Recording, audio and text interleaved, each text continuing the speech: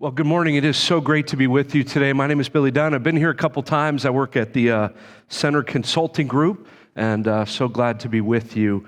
I've got a few friends who are Navy SEALs. Somehow I didn't make the cut. I'm sure you're not surprised. And the Navy SEALs are an elite group. They train, they're disciplined, they're committed unlike almost any other soldier. And prior to the Navy SEALs departing for a big mission, a big task, they actually do something that might be surprising to you. You know, I think they'd go back into their cage area and make sure that their guns are cleaned a little bit better and they've got, their watches are synced, but they do something that's really fascinating. They actually sit down at a table and one by one, the team could be 6, 8, 10 people, they begin to ask each other this question. Are you ready? Are you good at home? Is there anything at home that's keeping you from being fully committed to this mission? And they begin to ask questions like, are you good at home? Are the bills paid? Is there an outstanding bill that needs to be taken care of? I know this is going to sound weird, but is the lawn mowed? Are your kids good? Are you and your spouse in a good spot? You know why they do that? They do that because they realize that if home isn't solid, nothing else will be. If home base isn't good, nothing else will be. And this morning, we're obviously going to be looking at this whole story about what it looks like to come into Palm Sunday. But I think it's important for all of us to realize that the beginning of Palm Sunday and the celebration of Easter, there's this tension for all of us where all of us should be focused first on what's happening inside me. You cannot lead effectively if you're not solid internally. I often tell people the idea around being satisfied and leading well starts with leading yourself well. How can I possibly lead somebody else well if I'm not in a good spot? And this morning, as we look at this topic, we're going to see that this is exactly where the Jewish people should have been. I know you're going to get one of these, right? And it's great that it's Palm Sunday and we're going to put it somewhere. And then next Sunday we'll be together and we're going to celebrate this amazing story of Jesus coming to life. Easter Sunday. But please know these next 6 days should be primarily focused on me looking at me. My daughter is 24 and she's headed into the dating world. She'd kill me right now if I was saying this. But one of the things that I've said to her consistently is stop looking for the right person and start being it. Stop looking for the right person around you. Start wondering when the next political leader is going to be perfect. Stop looking for the pastor to be perfect or the people around you and just start being that. Start being that. And I think when the Navy SEALs gathered together, they focused internal first. They take care of the family business, the internal part, before they go and accomplish a mission. Palm Sunday focuses on the triumphant yet humble entry of Jesus into Jerusalem. It's marked with crowds waving palm branches and shouting Hosanna. It's a reminder of Jesus' kingship, his prophetic fulfillment, and the paradoxical nature of his rule, which often involves vulnerability and humility. There's a term in leadership circles. Some of you who are leading, maybe this is familiar with you, but the term is psychological safety. And psychological safety, in essence, means that when you're leading a team, when you're on a team, are the people on that team comfortable to do one of three things? Number one, to be vulnerable. I'm not having a great day. I'm not having a great week. Number two, psychological safety is I'm willing to share something, and it may not be correct, but I know that the people around me won't come after me. And number three, I can make a mistake. And so Jesus comes into this moment, and there's this paradoxical nature in which involves humility and vulnerability. And it's important to understand with the Jewish people that when we think about this, We think about what they were doing on that Sunday, that Palm Sunday. Most of us are thinking like, Hosanna, Hosanna, blessed is the one who comes in the name of the Lord. We're thinking about all of that. But truth be told, if we really understood what the Jewish people wanted, they wanted a Messiah to come as they knew was predicted, as they knew was prophesied, so that he would come and deal with the Roman Empire. Because they felt like they were under the thumb of the Romans. So they were outwardly saying, Hosanna in the highest. But what they really wanted is they wanted Jesus to take care of business with their enemies. And I think it's a good position to think about, because for us, I think a lot of times we get to the point where we want to point the finger at something else. We want to place the blame at somebody else's feet. If you've done any type of counseling or pastoral counseling, you realize, like when you're talking with two people who are in conflict, that one of the most important things to establish is that both of them, in almost every circumstance except with physical, emotional, spiritual abuse, can own some part of that process. And this morning, we're obviously going to take a look at Mark chapter 11. So if you have your Bibles, please turn with me to that spot. And I'd like to read through this and just give you some context as to what this looks like. But when Jesus rode into Jerusalem, everyone knew that a regime change was taking place. And it was well established that the Jews had an outward desperation for a Messiah, but inward turmoil. Because what they really wanted from Jesus was they wanted Jesus to eliminate the thumb of the Roman Empire. And this was the day that God's people had been praying for. They had been under the thumb of Rome. They had no king because the Romans wouldn't let them have one. And it was difficult for them. They were desperate for a Messiah. But their desperation came in two ways. Outwardly, with palms and the cloaks being laid down. But inwardly, just wanting the Messiah to take care of business. So take a look as I read in Mark chapter 11, verses 1 to 11. It says, as they approached Jerusalem and came to Bethphage and Bethany at the Mount of Olives, Jesus sent two of his disciples, saying to them, go to the village ahead of you, and just as you enter, you will find a colt tied there, which no one has ever ridden. Untie it and bring it here. If anyone asks you, why are you doing this? Tell him, the Lord needs it and will send it back here shortly. Now, why is that important? Because in just a few verses, when they actually go to take this colt, this donkey, they're asked, like, what are you doing? Why are you doing this? And they remembered what Jesus has said. Take a look. It says in verse 4, they went out and found a colt outside in the street, tied to a doorway. As they untied it, some people standing there asked, what are you doing untying that colt? They answered what? As Jesus had told them. They answered as Jesus had told them to the people to let them go. When they brought the colt to Jesus and threw their cloaks over it, he sat on it.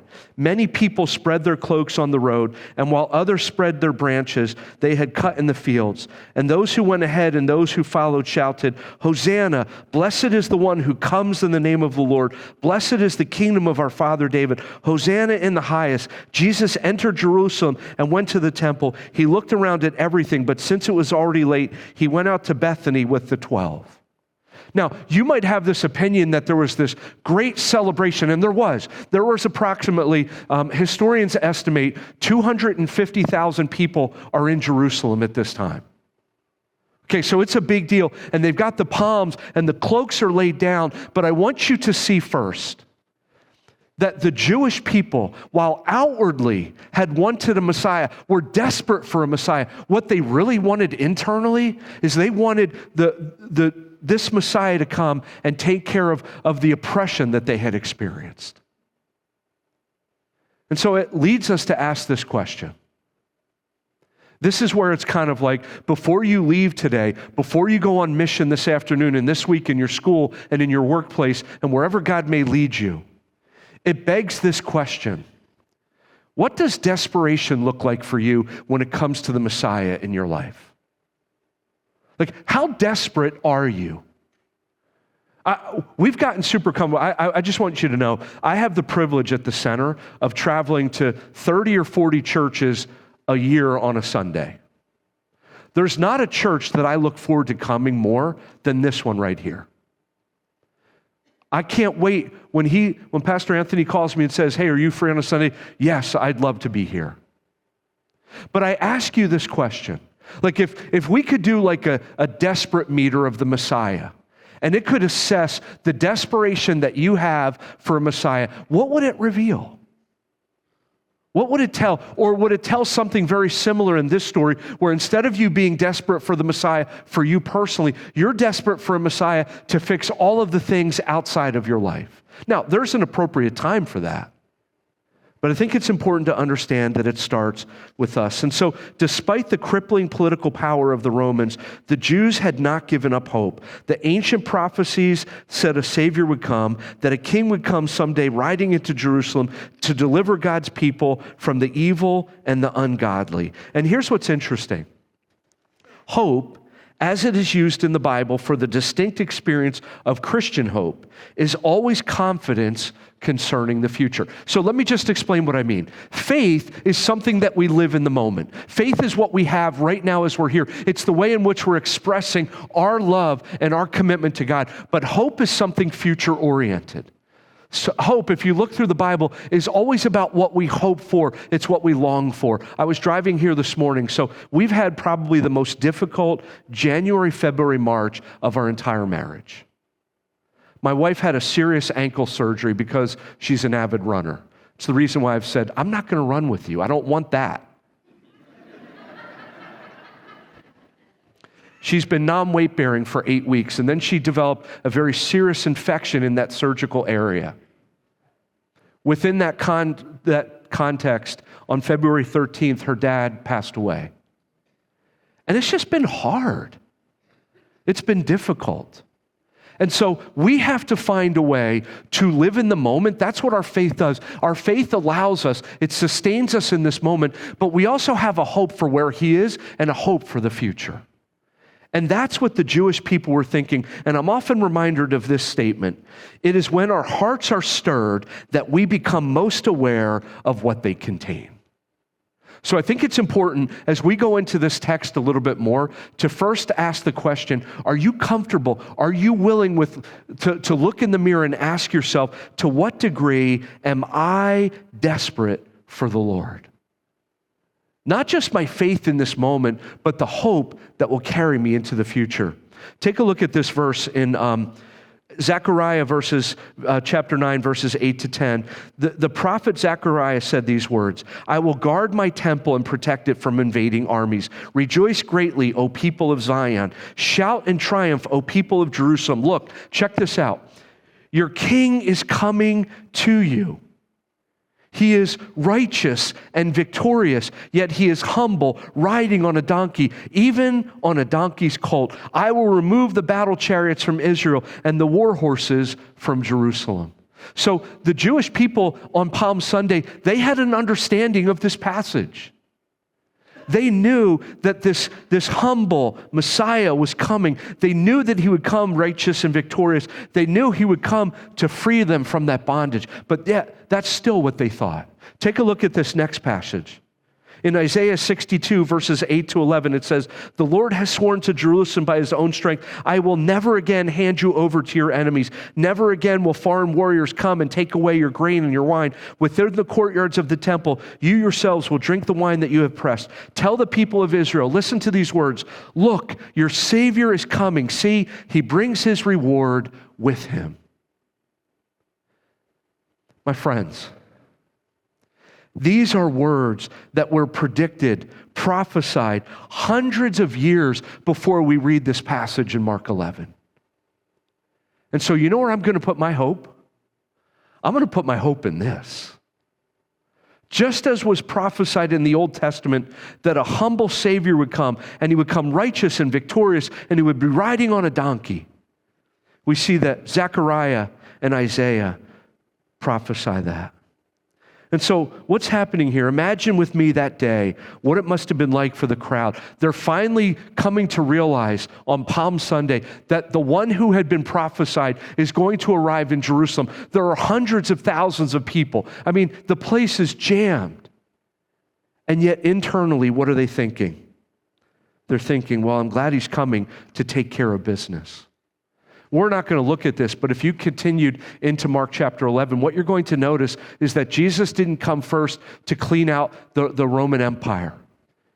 He actually came back and he goes into the temple, and you're probably familiar. I was tempted to actually do this, where he comes in and he realizes that the temple is a disgrace, that the money changers are exchanging money, and he comes in and he begins to flip tables. And I think the first part about Palm Sunday is simply this. Where is it that we are looking internally first? How am I asking God, what is it that you want from me this week, this day? What are you asking of me this afternoon? And so I thought maybe I'd give you a couple of suggestions. I wonder how many of us have a consistent time with the Lord. Notice the word consistent. I don't know, maybe not every day. I'd love for it to be every day. What would it look like as a husband to turn to your wife and say, I think we need to start praying together? I mean, you want to talk about cultivating a spirit and a sense of intimacy in your marriage? Just do that. Start praying together. Start praying for your kids. Start praying for their spouses. Start praying for your neighborhood. Start praying for your family members. Maybe you're a young person.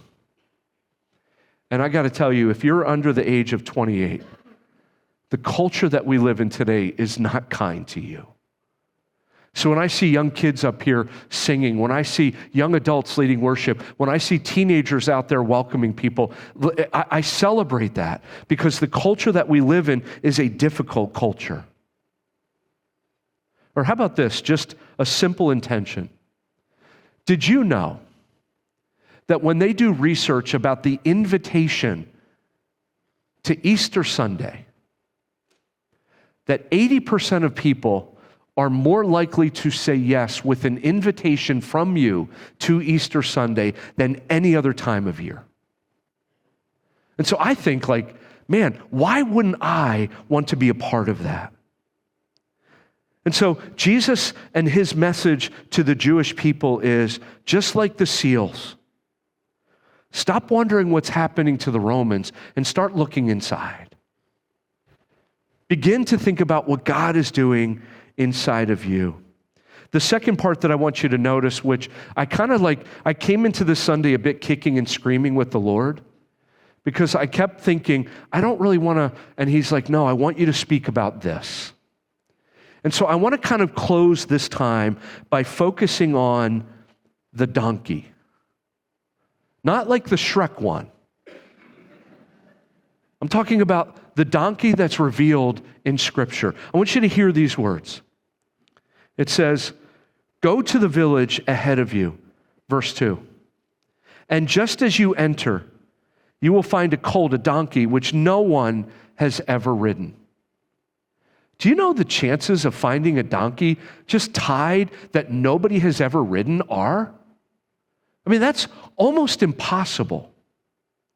Untie it and bring it here. If anyone asks you, why are you doing this? Tell them, the Lord needs it and we'll send it back here shortly. Can you picture this? That'd be like me, who I've never met most of you, just coming up to you and saying, hello, my name is Billy. Sir, I need your car. I'll bring it back on Tuesday. Right? Like, I mean, you get the context of what's happening here. But what's interesting is through the story of the donkey, we actually see 4 versions of Jesus come about. And I want to tie this together with seeing those 4 versions. The first one is what I'm going to call the peaceful king. It should be up on the slides to your right or to your left.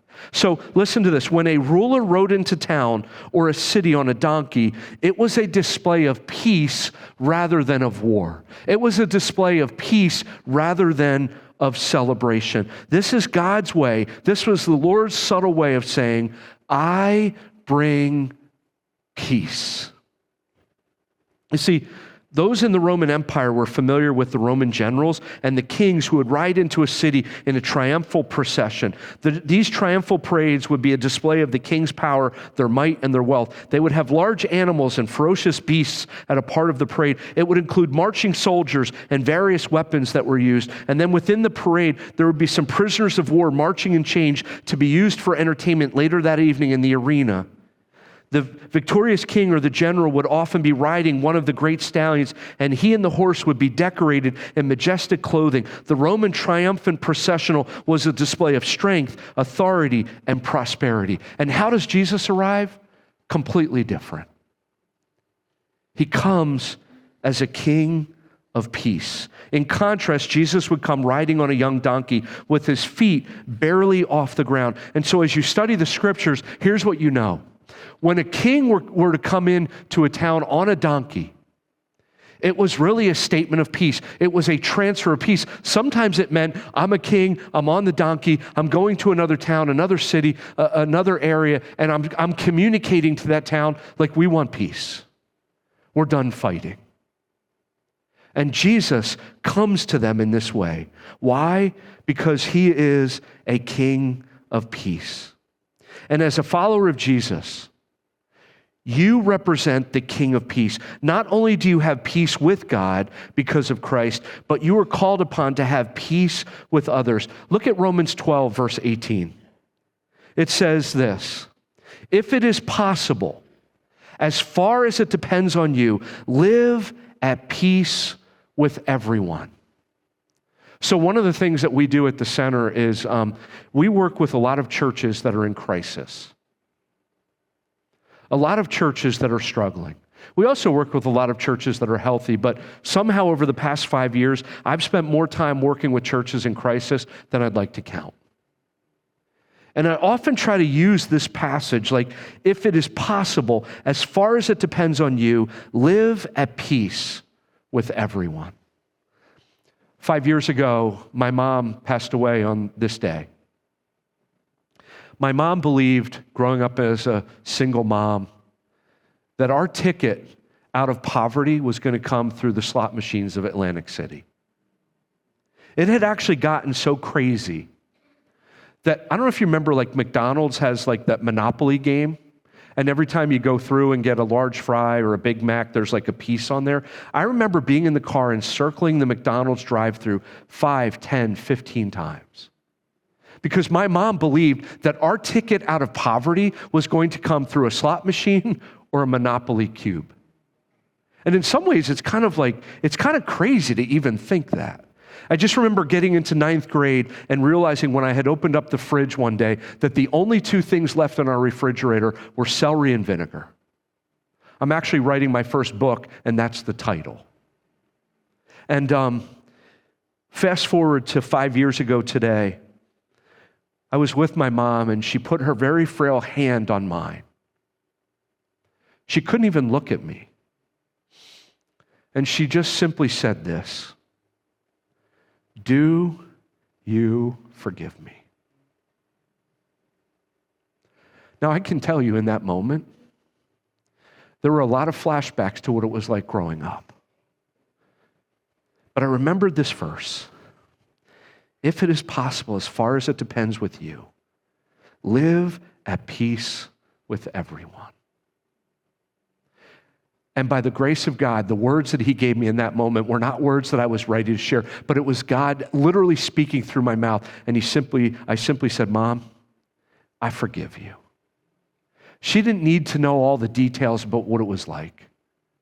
But I want you to know that when Jesus comes in this moment, he comes, number one, as a king of peace. Number two, he comes as a prophetic king. So as Jesus was riding the donkey into Jerusalem, he was fulfilling the prophecy of the coming Messiah. I read this verse, but take a look at it again. Zechariah 9:9. Rejoice, O people of Zion, in triumph, O people of Jerusalem. Look, your king is coming to you. He is righteous and victorious, yet he is humble, riding on a donkey, riding on a king's colt. And for those who have eyes to see, he was fulfilling his prophecy and once again proving that he was the true Messiah. And so, friends, listen, this is the Messiah that you get faith from. This is the Messiah that you plug into. This is the Messiah that you have access to. So whether you're on the highest of highs or the lowest of lows, or this is just another Sunday, Jesus is saying to you, based on what I've proven, based on the prophetic nature of my existence, I'll do it for you. I will do it for you. And a prophetic king is both omniscient and omnipotent. Omniscient in the sense that he knows what is coming. This is why he knew where the donkey would be. This is why he knew it would be tied up, that someone would ask the disciples what they were doing. Your prophetic and omniscient king knows what is about to take place in great detail. He knows you. He knows you well.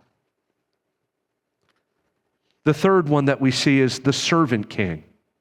So by riding on a donkey, the core message of Jesus is simply this: I do not come as a conquering king. I do not come in celebration. I do not come, although I am the great I am, I come humbly. I come vulnerably because I want you to see the countenance of who I am. By the riding of a donkey, the core message of Jesus is one of serving. Look at Mark 10:45. It says, "For even the Son of Man came not to be served, but to serve others and to give his life a ransom for many." This is the king that we serve. Jesus is a peaceful king. Jesus is a prophetic king. And Jesus is a servant king. And he uses the donkey to demonstrate all three of these. All three of them.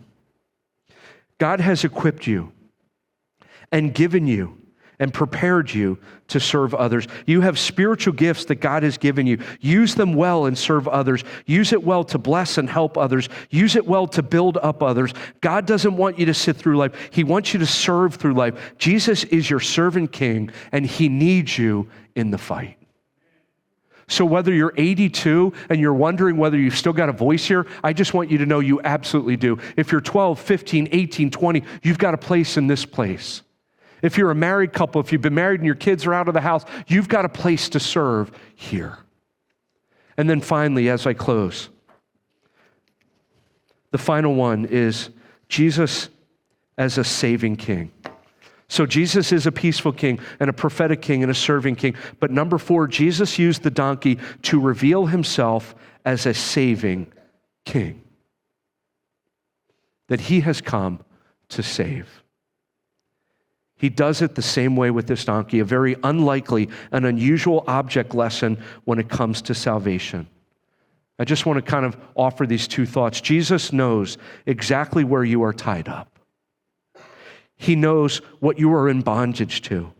He knows what your sin looks like. He knows what that chain looks like. He knows that each of us are sinners, but he has a plan for you. He has no intentions of leaving you tied up in that sin. And number 2, Jesus releases us. That donkey was released by Jesus. Jesus sends 2 disciples to the village and he tells them to untie it. Everyone who has been set free from Jesus can tell you of the people that he sent into their lives to help them get untied from sin. And so I want to leave you with this question. It's easy to pass through Palm Sunday, kind of looking forward to what's happening this week with your family and Easter celebration, but I beg you to have a Navy SEALs moment. To sit down at the table, whether it's with your spouse, with your kids, with somebody in your accountability group, or just one-on-one with God, and just simply say to him, Lord, is there anything in my life that I need to get right? Is there an aspect of my life that I need to get cleaned up? Do that work first. And you will see God work in an amazing way. We have this idea of Palm Sunday, Hosanna, Hosanna. Blessed is the one who comes in the name of the Lord, and I absolutely buy into that. But I want you to know that the Jewish people internally were saying, please take care of the Roman Empire. They've been a thorn in our flesh. They've kept us from a king. That's the message of Jesus. Let's pray together. God, thank you for this great word that we see in Mark chapter 11.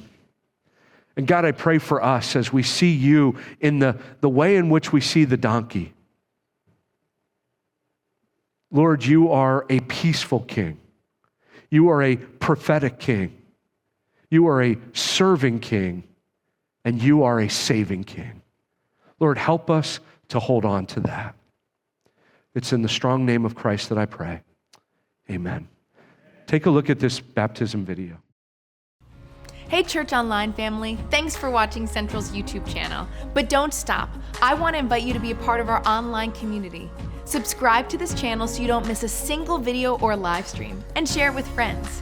If you'd like to partner with our ministry, go to our website and click on the Give button to help us continue to reach people around the world for Christ. And we want to connect with you. You can fill out a Connect card on our website under New Here. Thanks so much for watching, and God bless.